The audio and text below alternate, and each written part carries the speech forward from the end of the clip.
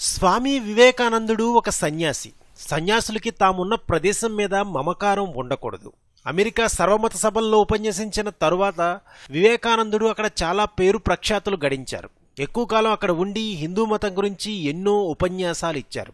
ఒక అమెరికన్ అడిగాడట, ఇక్కడ సౌకర్యాలు, జీవన ప్రమాణాలు, సౌఖ్యాలు చూసిన తర్వాత మీ దేశానికి మా దేశానికి గల వ్యత్యాసం తెలిసిందా అని. అవును, బాగా తెలిసింది. ఇప్పుడు నా దేశపు ప్రతి ఇసుక రేణువు పవిత్రంగా అనిపిస్తుంది అని సమాధానమిచ్చారు వివేకానందులు వారు. అప్పుడు అమెరికన్, ఇది స్వార్థం కాదా అని వివేకానందుడికి మరొక ప్రశ్న సంధించారు. దేశం అంటే తల్లి లాంటిది. తల్లిని నాది అని భావించలేనివాడు మరి ఏ తల్లిని ప్రేమించలేడు.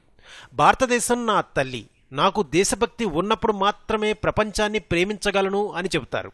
అందుకే మహాత్మా గాంధీ ఒకసారి స్వామి వివేకానంద గురించి చెప్తూ, దేశభక్తి అంటే ఏమిటో తెలుసుకోవాలంటే వివేకానందుడి గురించి తెలుసుకోవాలని అంటారు. ఈ విధంగా తన తెలివితేటలతో, వాక్చాతుర్యంతో ప్రపంచానికి జ్ఞానాన్ని అందించిన వివేకానందుడు ఎనలేని దేశభక్తిని ప్రదర్శించారు.